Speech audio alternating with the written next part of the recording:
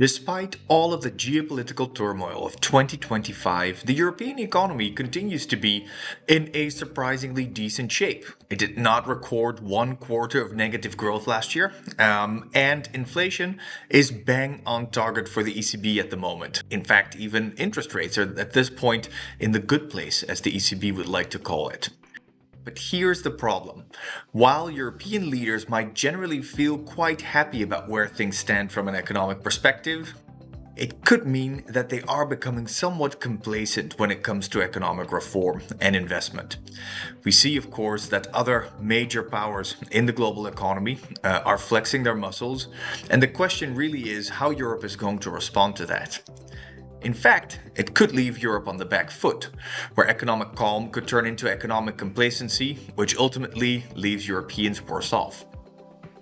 So while Europe talks about strategic autonomy and is trying to be facing their challenges head on, the question is if that really is going to happen. And 2026 will provide somewhat of a crossroads for that.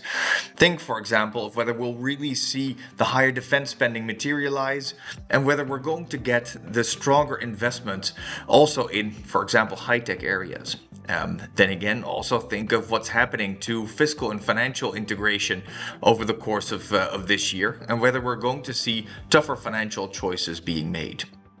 Because if Europe doesn't act on these challenges, it could well be that Europe is going to lose out more competitiveness. And while we're expecting that economic growth can gradually pick up over the course of 2026, the question really is if we're going to see the investment needed for that to happen.